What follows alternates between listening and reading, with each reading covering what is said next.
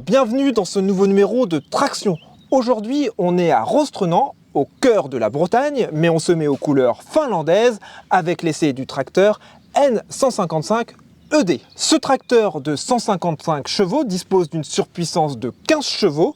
Le moteur, la transmission et le pont arrière sont 100% finlandais. Allez, tout de suite le sommaire, traction, c'est parti!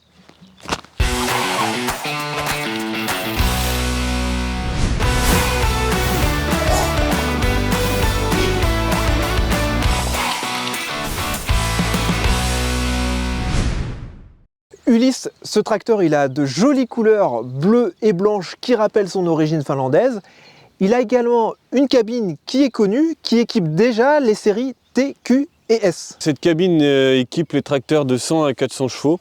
Sur les 400 chevaux, cela reste assez petit pour le gabarit du tracteur. Mais pour un tracteur comme ce série N5, c'est tout à fait convenable. Quelle évolution t'a particulièrement marqué sur ce tracteur? Le tableau de bord historiquement derrière le volant sur les séries 4 et dorénavant sur ces séries 5 passé sur le montant avant droit de la cabine.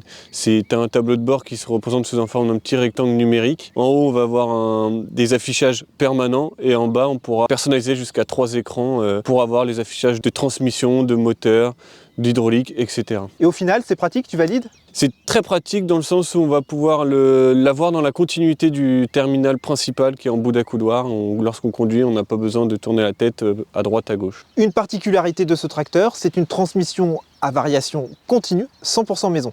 Cette transmission est fabriquée au même endroit que le tracteur, donc en Finlande. C'est une transmission qui est répartie en 4 gammes, donc A, B, C, D, 0 à 9, 0 à 17, 0 à 40 et 0 à 50. Le fait d'avoir 4 gammes différentes, on va pouvoir vulgariser cette transmission comme une transmission qui a 4 variations continues. Selon le constructeur, ces 4 gammes favoriseraient le ratio mécanique. Ce tracteur dispose d'un mode EcoPower. Concrètement, qu'est-ce que ça veut dire? Le mode EcoPower, c'est une fonctionnalité qui va permettre de réduire le régime moteur du tracteur de 200 tours minute tout en conservant sa puissance maximale et son couple maximal. C'est possible grâce à 2 gestions de cartographie moteur différentes, donc une qui est une gestion de cartographie normale, et la gestion de cartographie EcoPower permettrait, selon Valtra, de diminuer la consommation de carburant de 10 à 15%. Dernière question Ulysse, comment on dit j'ai un beau tracteur en finlandais? Schrichrops. Bon, au niveau des langues étrangères, faut encore que tu travailles. Par contre, tu as bien bossé avec l'ensemble de la rédaction de Réussir Machinisme. Vous avez sélectionné les nouveautés du mois, on les découvre maintenant.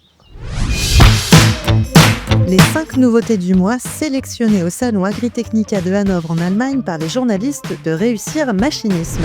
Et on commence avec les tracteurs Deutz-Fahr 8310 TTV et 8340 TTV. Ils viennent en complément du 8280 TTV, seul modèle de l'actuelle série 8. Développant 310 et 340 chevaux, ces 2 nouveaux tracteurs logent un moteur 6 cylindres FPT de 6,7 litres et une transmission à variation continue TTV fournie par ZF.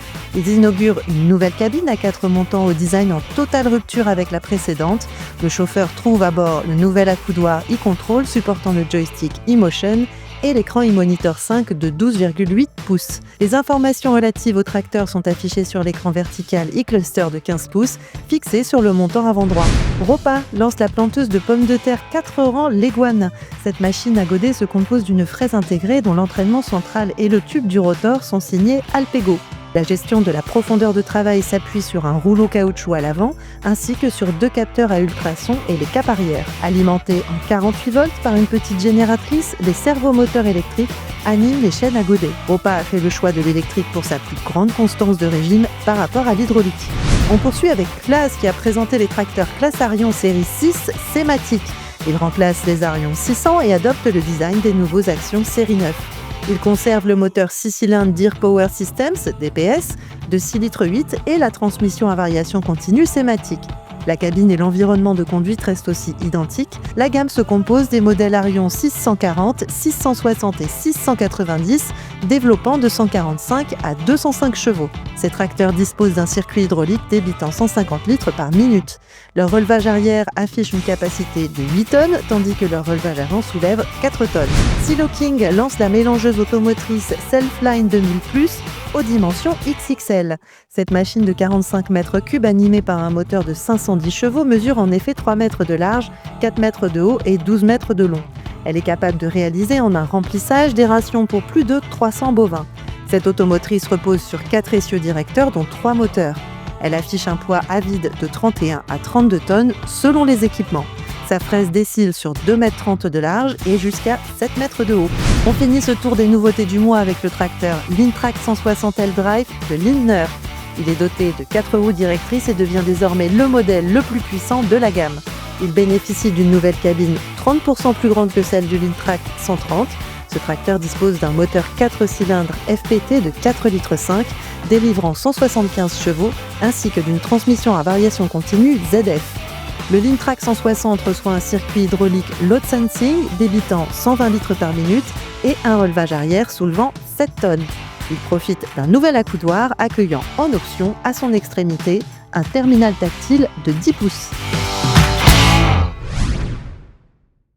Yann, tu as ce tracteur à l'essai pendant une semaine. Il est équipé d'une boîte à variation continue, mais avec une particularité, il y a 4 plages de travail. Alors qu'est-ce que ça donne par rapport à ton tracteur habituel équipé d'une boîte à variation continue? Eh bien effectivement, c'est un peu surprenant au départ, puisqu'on ressent le passage entre les 4. Je trouve qu'on gagne quand même en sécurité, en frein moteur, en descente, en pleine charge. Et que les passages qu'on ressent, on peut quand même les piloter aussi en manuel. Pour moi, c'est intermédiaire entre une boîte variation continue et une boîte robotisée. Alors c'est une question de génération? Sans doute. Moi j'ai conduit plus de tracteurs en boîte méca et semi-power shift. Et finalement, c'est un bon intermédiaire. Ton fils par contre? Eh ben écoute, je pense qu'il va trouver les à-coups un peu pénibles, mais il s'y fera. Et quand tu travailles au champ ou au chargeur, c'est pas handicapant? Non, parce que je vais être dans une plage et la boîte va fonctionner en variation continue classique et je n'aurai pas ces passages, ces à-coups, je les ressentirai pas. C'est un tracteur dans la gamme des 150 chevaux en 4 cylindres avec un empattement de 2,65 m, il pèse 6,5 tonnes. Alors est-ce que Valtra a trouvé le bon compromis? C'est difficile de l'affirmer. L'empattement long est quand même un point fort pour valoriser les 150 chevaux. Sur des tracteurs trop courts, c'est compliqué, c'est des tracteurs qui sont compliqués à lester et à équilibrer. Celui-ci est très bien équilibré et tout en gardant un rayon de braquage excellent, sans doute lié à la taille de guêpe du châssis et à la monte de pneumatique. 2,65 m d'empattement, il est donc plutôt plus long que ses concurrents? Il est sans doute plus long que certains de ses concurrents en étant pas balourd. C'est-à-dire qu'on n'a pas un gros tracteur avec un petit moteur. On n'a pas ce ressentiment-là. Pour le chargeur, Valtra propose l'option Precision Lift and Load. Est-ce que selon toi, c'est une option à prendre? Avec un tracteur qui aura plusieurs chauffeurs, la mise à niveau au sol du godet pré-réglé, c'est intéressant. La hauteur de levée qu'on peut brider en butée haute et butée basse, ça me semble intéressant, à voir s'ils vendent ça une fortune. C'est une option qui peut être bien pratique quand on vieillit pour éviter quelques petits accidents? Ouais, ça peut éviter d'arracher le portail. Il faut noter aussi quand même la bonne intégration du chargeur et le partenariat sans doute entre les deux marques qui font qu'on a un chargeur qui vient s'intégrer facilement et on a une très bonne visibilité sur le chargeur. Le chargeur peut être piloté directement avec l'écran Valtra du tracteur? Oui, les fonctions électriques du chargeur, il a la pesée aussi. On n'en a pas parlé, mais tout ça, on n'a pas d'écran supplémentaire, ça vient se mettre sur l'écran tracteur. Alors on va rester en cabine, sachant qu'elle est vraiment personnalisable avec le Studio Valtra Unlimited qui permet de choisir ses couleurs, ses tissus. Qu'est-ce que tu en penses? Comme il est là, il est quasiment toute option, un intérieur assez sombre et avec beaucoup de tissus. C'est cossu, mais c'est handicapant en élevage où on a quand même, on monte et on descend souvent et on amène pas mal de poussière en cabine. Les commandes sont intuitives avec des codes couleurs qu'on retrouve même pour des gens qui n'ont pas l'habitude de l'environnement Valtra. Et l'écran, c'est simple à prendre en main également? Écoute, j'ai trouvé. Il y a un petit temps de réaction quand on appuie sur les touches qui est peut-être d'1 ou 2 secondes, mais sans ça, ouais, c'est assez facile. Et toujours pareil, les logos, les codes, etc. Maintenant, on les retrouve dans toutes les marques, donc c'est simple. En revanche, il y a un détail que tu as un peu moins aimé, c'est la poignée de porte. Alors la poignée de porte, quand on l'utilise pour sortir de la cabine, pour monter, il n'y a pas de problème. Pour sortir, la poignée est placée bien trop basse. Elle demanderait à monter au moins de 20 cm. Là, on va chercher quelque chose qui est quasiment sous la hauteur de nos genoux. C'est dommage parce qu'ils ont beaucoup bossé sur les marchepieds. Le marchepied est vraiment très facile. Yann, avec la météo un peu capricieuse, tu as poursuivi ton essai après ce tournage. On retrouve maintenant ton bilan au champ.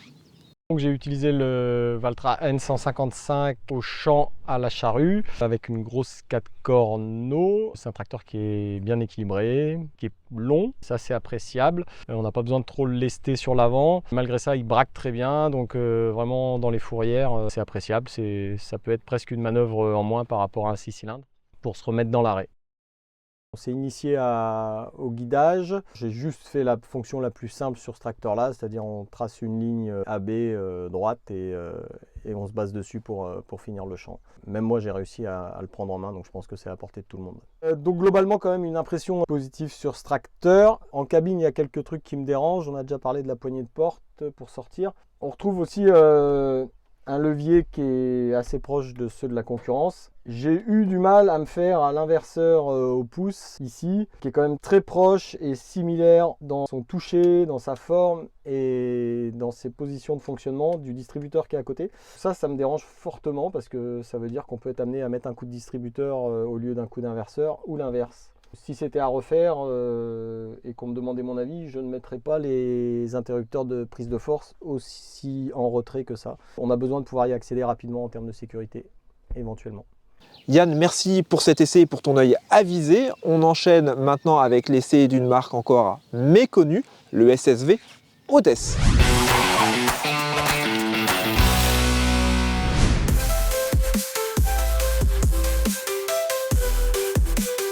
On se retrouve aujourd'hui pour essayer un Odess HVAC 1000. Donc une machine très surprenante déjà par sa qualité de finition et de design. Une très jolie machine, très bien finie, difficile d'y trouver des points négatifs. C'est un essence, presque 1000 cm3, très puissant, voire presque trop puissant, un tout petit peu brutal par rapport à ce qu'on a l'habitude de faire en agricole, mais très agréable. Un moteur très péchu, très nerveux, qui donne vraiment pleine satisfaction parce qu'il y a de la puissance partout. Très surprenant en termes de capacité de traction, il est très bon, il n'y a pas grand chose qui l'arrête. Et puis vraiment une finition de base très intéressante parce qu'on peut difficilement lui en rajouter. Il a la clim, il a le chauffage, il a des éclairages à LED, encore un design très bon, des sièges confort, des bumpers un petit peu partout, des jantes alu et puis des pneus intéressants. Donc vraiment une très belle machine, très bien finie pour un prix contenu. Comportement routier vraiment très bon, on le conduit parfaitement, il ne voit pas, il ne bouge pas, il va parfaitement droit, donc très sécurisant sur la route. Aucun souci de comportement. Et puis dans les chemins, une suspension vraiment très bonne quand on passe des passages de rédo ou des gros trous, il avale tout ça, on s'en rend même pas compte. Il faut même faire attention parce que du coup on roule très vite sans aucun souci. En cabine, vraiment une qualité perçue très bonne, on n'est pas du tout sur quelque chose de cheap et de mal fait, on est vraiment une finition très qualitative avec beaucoup de rangements, même une petite box qu'on peut emmener avec nous et puis remettre dedans, tout un tas de petits rangements pour des gobelets, la climatisation et le chauffage en base, tout l'éclairage à LED, un indicateur de vitesse, des bonnes poignées pour pouvoir se tenir pour le passager pour être en sécurité, une sellerie superbe en plus qui est avec des surpiqûres qui se lève dans tous les sens et c'est vraiment très bien fait et très bien fini. Et puis en base déjà une cabine fermée avec des portes, des vitres qui s'ouvrent manuellement. Donc vraiment une finition où on peut difficilement en rajouter. On peut retrouver toute cette gamme de machines importées par Temps Vert en France et donc retrouvées dans tous ceux qui travaillent pour cet importateur. A savoir aussi qu'en agricole, il y a des fois on n'a pas besoin d'une aussi grosse puissance et d'un modèle qui est quand même très sportif. Donc il existe un modèle comme celui-ci moins équipé, mais aussi un modèle plus petit, un 650, à essayer, mais qui je pense peut être tout à fait concluant et suffisant en termes de puissance, et qui va aussi faire un bruit des fois moins sportif, quand par exemple on épand de l'anti-limace auprès de maisons, de choses comme ça, on n'a peut-être pas besoin d'avoir un quad qui est aussi puissant. Ulysse, on termine cette vidéo avec un bilan de cet essai. Déjà, à qui s'adresse ce tracteur au final? Ce tracteur a une plage de puissance allant de 135 à 200 chevaux. Donc on va pouvoir le retrouver sur tout type d'exploitation, que ce soit l'exploitation de polyculture élevage ou l'exploitation de grandes cultures, en guise de deuxième tracteur pour de la pulvérisation par exemple. Ça rejoint le témoignage de Yann, l'agriculteur qui a essayé le tracteur, qui trouvait que c'était un bon compromis entre le poids, l'empattement pour un 4 cylindres. Mais du coup, au niveau du prix catalogue, ça donne quoi? Ce tracteur est proposé au prix catalogue de 215 702 € précisément. Toutefois, il faut relativiser ce prix car avec le Valtra Studio Unlimited, on va retrouver une multitude d'options qui ces options sont au choix à la demande du client qui après est validé par l'usine ou non en fonction de la faisabilité. Donc le prix ne va pas pouvoir être comparable avec d'autres modèles, d'autres concurrents. Dernier point Ulysse, c'est l'entretien. Est-ce que c'est bien pensé? À mon humble avis, c'est moyennement pensé.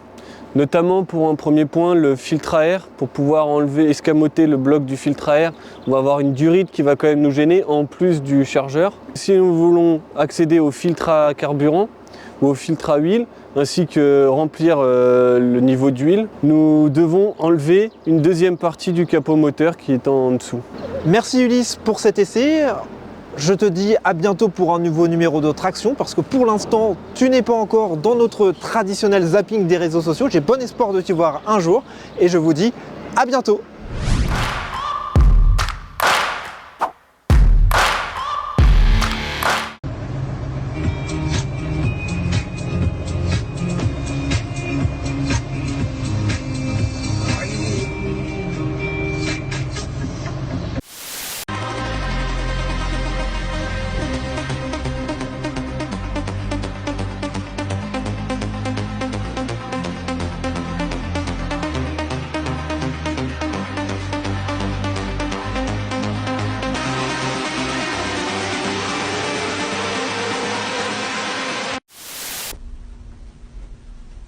I'm just gonna scooch in right here if you don't mind.